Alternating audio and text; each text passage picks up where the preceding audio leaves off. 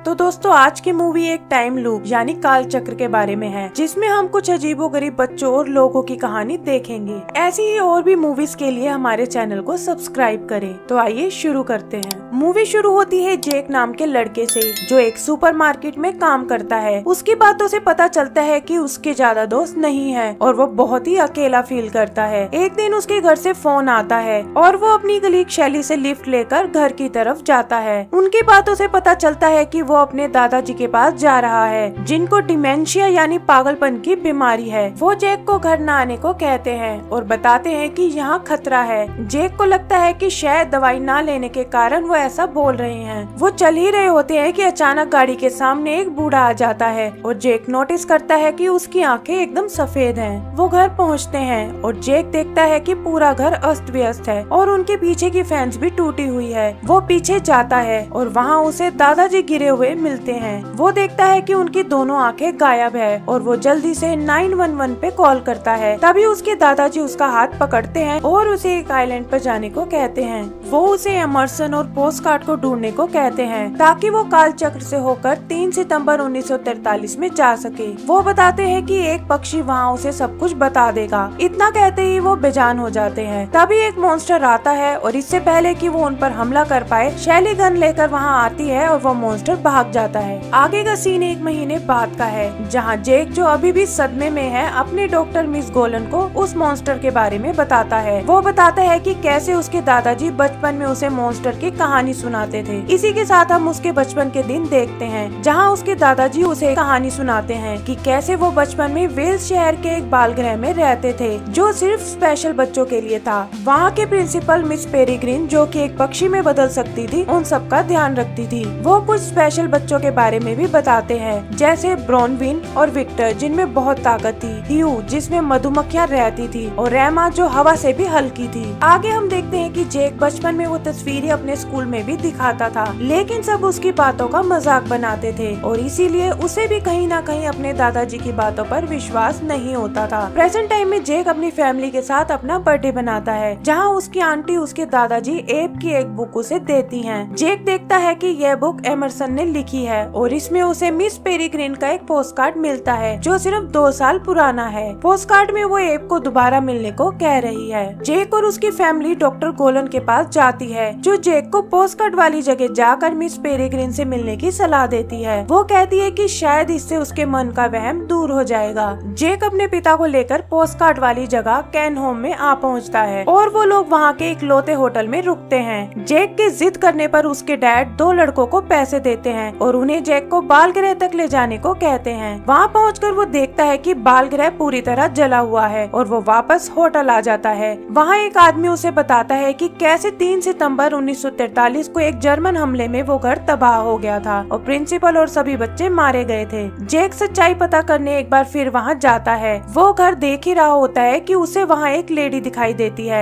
नीचे आने पर वो कुछ बच्चे भी देखता है। वो वहाँ से भागता है और एक पत्थर से टकराने पर बेहोश हो जाता है। होश में आने पर वो देखता है कि एक छोटी बच्ची उसे उठाकर एक गुफा के पास ले आई है। वहाँ उसे उसके दादाजी की कहानी वाले सारे बच्चे दिखाई देते हैं, जिनमें एमा भी है। वो उसे लेकर गुफा के अंदर आते हैं, लेकिन जेक डर जाता है और भागकर वापस अपने होटल में आ जाता है। वो देखता है कि सब कुछ बदल गया है और अब वो एक होटल नहीं बल्कि एक बार में है। वहाँ के लोग उसे जासूस समझते हैं और पकड़ लेते हैं। तभी एक बच्चा मिलाट, जिसमें गायब होने की पावर है, वहाँ आता है और उसे बचा लेता है। उनके साथ एमा भी है, जो बताती है कि ये 1943वां साल है और वो लोग रोज इस दिन को बार बार जीते हैं। आगे वो जैक को लेकर बालगृह आते हैं, जो अभी तक बिल्कुल सही सलामत है। वहाँ वो मिस पेरीग्रीन से मिलता है, जो उसे बताती है कि वो एक तरह की इम्ब्रीन है, जिन पर ऐसे अजूबे बच्चों को संभालने की जिम्मेदारी है। वो उसे काल चक्र के बारे में भी बताती है कि कैसे वो पिछले 24 घंटों को रीसेट करके दोबारा से उसे जीते हैं। काल चक्र में रहने वालों की उम्र भी नहीं बढ़ती और वो बाहरी दुनिया से सेफ रहते हैं। आगे वो बताती है कि दुनिया में और भी ऐसी कई इम्ब्रिन्स हैं, जिन्होंने अलग अलग काल चक्र बना रखे हैं। जेक वहाँ सभी बच्चों से मिलता है, जिनमें सब में अलग अलग पावर्स हैं, जैसे कोई चीजों को बड़ा बना सकता है, कोई भारी वजन उठा सकता है, तो कोई हाथों से आग लगा सकता है। जैक एमा से मिलता है और उसे मन ही मन पसंद करने लगता है। वो उसे बताती है कि उसके दादाजी को ना चाहते हुए भी यह जगह छोड़कर जाना पड़ा था, क्योंकि वो एक सीक्रेट काम कर रहे थे। वो सब लोग डिनर डिनर पर मिलते हैं, जहाँ जैक और भी कई स्पेशल बच्चों से मिलता है। हम देखते हैं कि वहाँ पेरिग्रीन के पास एब का फोन आता है, जो इस समय काफी जवान है। रात को होरिस नाम का लड़का अपने सपने उन्हें दिखाता है, जो भविष्य भी दिखाते हैं। सपने में एक दूसरी एम्ब्रिन मिस एवोसेट को कुछ सफेद आंखों वाले लोग पकड़ के ले जा रहे हैं। आगे जैक वहाँ मिस पेरिग्रीन को काल चक्र को रीसेट करते हुए देखता है, जिससे उनका दिन दोबारा शुरू हो जाता है। वहाँ छुपकर जैक पेरिग्रीन का एक लेटर चुरा लेता है। वहाँ से वापस प्रेजेंट टाइम में आते वक्त जैक और एमा को वही घायल एम्ब्रिन मिस एवोसेट मिलती है, जो उन्होंने सपने में देखी थी। एमा उसे वापस ले जाती है और जैक पोर्टल से निकलकर अपने पिता से मिलता है। वापस आते वक्त वो देखते हैं कि किसी ने एक आदमी की सारी भेड़ों को मार डाला है। जैक उस लेटर को पढ़ता है, जो उसके दादाजी का है। वो बताते हैं कि किसी मिस्टर बैरन के आदमी इंग्लैंड में एक एम्ब्रिन पर हमला करने वाले हैं। जैक देखता है कि ये लेटर 2016 से आया है और समझ जाता है कि वो उसी एम्ब्रिन के बारे में बात कर रहे हैं, जो उसे और एमा को मिली थी। वो किसी तरह छुपकर वापस बालगृह में जाता है, जहाँ वो मिस पेरिग्रीन से मिस्टर बैरन के बारे में पूछता है, लेकिन वो उसे कुछ नहीं बताती। वहीं एक लड़का इनोक उसे ब्रोनविन के भाई विक्टर से मिलवाता है, जो कि मर चुका है और उसकी भी आंखें ऐप की तरह गायब हैं। वहीं हम पेरिग्रीन को भी देखते हैं, जो विक्टर की मौत से बहुत दुखी है। जैक एमा से इन सब के बारे में पूछता है और वो उसे समुद्र के नीचे डूबे हुए एक शिप में ले जाती है। वो वहाँ अपनी हवा की शक्ति से सारे पानी को बाहर निकाल देती है और जैक को एक बॉक्स दिखाती है। बॉक्स में से निकली तस्वीरों में जैक को वही आदमी दिखता है, जो उस दिन उनकी गाड़ी के सामने आया था। एमा उसे बताती है कि ये ही बैरन है, जो कुछ शैतानी अजूबों का सरदार है और इम्ब्रिन्स के बनाए काल चक्रों पर हमला करता है। वो बताती है कि उसके दादाजी इन्हीं शैतानों से लड़ने का काम करते थे और इनके भेजे अदृश्य मॉन्स्टर, जिन्हें होलोस कहा जाता है, को मारते थे। उनकी यही शक्ति थी कि वो इन अदृश्य होलोस को भी देख सकते थे। आगे वो जैक को बताती है कि उसके पास भी यही स्पेशल पावर है, लेकिन जैक को यकीन नहीं होता। एमा उसे बताती है कि जिस दिन पेरिग्रीन ने ये काल चक्र बनाया, उस दिन एक होलोस ने विक्टर पर हमला किया था और अब काल चक्र रीसेट करने पर वो हर रोज वहाँ आता है। वो उसे दिखाती है कि कैसे पेरिग्रीन रोज की तरह उस होलोस को मार रही है। जैक उस अदृश्य होलोस को देख पाता है और उसे अपनी पावर्स का पता चलता है। आगे पेरिग्रीन उसे पूरी सच्चाई बताती है कि कैसे बैरन भी उनमें से एक था, लेकिन वो लोग काल चक्र में और नहीं रहना चाहते थे। उसने एक इम्ब्रिन को पकड़कर उसकी पावर से खुद को और अपने लोगों को अमर करना चाहा, ताकि वो काल चक्र के बाहर भी जिंदा रह सके। लेकिन एक्सपेरिमेंट सफल नहीं हुआ और वो सब लोग होलोस बन गए। लेकिन कुछ दिनों बाद उसे पता चल गया कि अजूबे बच्चों की आंखें खाने से वो वापस इंसानी रूप में आ जाएंगे और इसीलिए वो काल चक्रों पर हमला करते हैं। तभी उस घायल इम्ब्रिन मिस एवोसेट को होश आता है और वो बताती है कि बैरन फिर से एक एक्सपेरिमेंट कर रहा है, लेकिन वो इस बार और भी ज्यादा इम्ब्रिन्स को यूज करने वाला है। जैक भी उन्हें आइलैंड पर मरी भेड़ों के बारे में बताता है और वो समझ जाते हैं कि कोई होलोस यहाँ आ चुका है। वो सब लोग वो घर हमेशा के लिए छोड़ने का प्लान करते हैं। जैक को पता है कि काल चक्र बंद होते ही वो हमेशा के लिए यहीं रह जाएगा और वो पोर्टल से निकलकर प्रेजेंट टाइम में आ जाता है।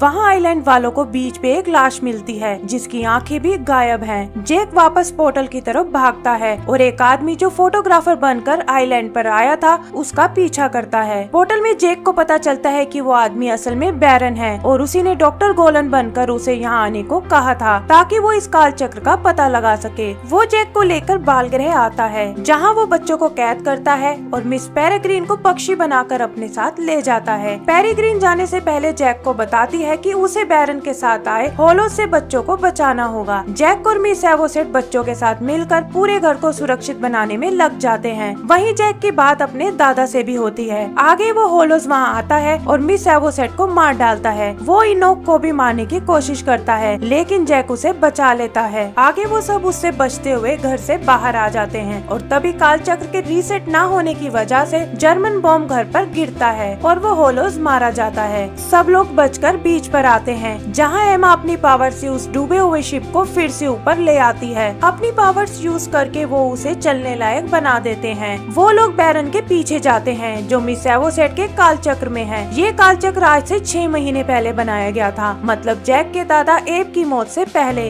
यहाँ एमा बताती है कि अगर वो 2016 के काल चक्र में जाके बैरन को मार देते हैं, तो वो फ्यूचर में एब को नहीं मार पाएगा और जैक भी दोबारा अपने प्रेजेंट टाइम यानी 2016 में जा सकता है। लेकिन इसमें एमा और बाकी बच्चों को भी खतरा है, क्योंकि अगर वो काल चक्र बंद होने से पहले वापस नहीं आए तो वो सब 2016 में फंस जाएंगे और एकदम से उम्र बढ़ने पर मारे जाएंगे। वो लोग ब्लैकपूल पहुंचते हैं और पोर्टल से निकलकर उस टावर में आते हैं जहां वो काल चक्र है। एमा बैरन को चैलेंज करती है और बैरन अपने साथियों और होलोस को उन्हें मारने को भेजता है। इनोक अपनी पावर से शिप में रखे हुए कंकालों में जान डालता है और वहाँ एक लड़ाई शुरू हो जाती है। वो लोग होलोस पर बर्फ फेंकते हैं जिससे वो दिखने लगते हैं और इनोक के कंकाल एक एक करके उनको मार डालते हैं। आगे वो लोग वापस बैरन के पास आते हैं और बैरन के लोगों से लड़ना शुरू कर देते हैं। बैरन का एक आदमी ब्रोनविन और ओलिविया को मारने की कोशिश करता है, लेकिन इनोक अपनी पावर से एक नकली हाथी में जान डाल देता है और वो हाथी उसे मार डालता है। इधर बैरन की दूसरी साथी को भी वो बच्चे मिलकर मार डालते हैं। एमा और जैक बैरन के पीछे जाते हैं जहाँ उसने सभी एम्ब्रीन्स को कैद किया हुआ है। जैक उन्हें आजाद कर देता है और वो सब वहाँ से उड़ जाती हैं। लास्ट में जैक मिस पेरेग्रीन को भी छुड़ा लेता है। बैरन वहाँ आता है और जैक पर हमला करता है, लेकिन तभी उसे बाहर से एमा की आवाज आती है। वो खुद को जैक के रूप में ले आता है ताकि बच्चों को कंफ्यूज कर सके। वो दोनों खुद को जैक साबित करने की कोशिश करते हैं और तभी वहाँ एक बचा हुआ होलोस आ जाता है। जैक बना हुआ बैरन उसे नहीं देख पाता और होलोस उसे मार डालता है। आगे जैक उस होलोस को मारता है और वो लोग वहाँ से बाहर आ जाते हैं। जैक सबको अलविदा बोलता है और एमा बच्चों को लेकर वापस 1943 में आ जाती है। वो बताती है कि मिस पेरेग्रीन उन्हें ढूंढ लेगी और वापस उनके पास आ जाएगी। तभी वो काल चक्र बंद हो जाता है। जैक वापस अपने घर जाता है। वहाँ वो देखता है कि उसके दादाजी अभी भी जिंदा हैं। वो उन्हें अपने साथ बीती सारी घटनाएं बताता है। ऐप जैक को दुनिया के सभी काल चक्रों का मैप देते हैं, जिसे यूज करके जैक एमा तक पहुँच जाता है। वो बताता है कि कैसे वो कई देशों के अलग अलग काल चक्रों से होता हुआ उनके पास पहुँचा है। वो दोनों एक दूसरे से प्यार का इजहार करते हैं। एंड सीन में हम देखते हैं कि जैक, एमा और बाकी बच्चे शिप से अगले काल चक्र की ओर चलने लगते हैं और मिस पेरेग्रीन भी उन्हें ढूंढकर उनके साथ चल देती है। इसी के साथ हमारी मूवी खत्म हो जाती है।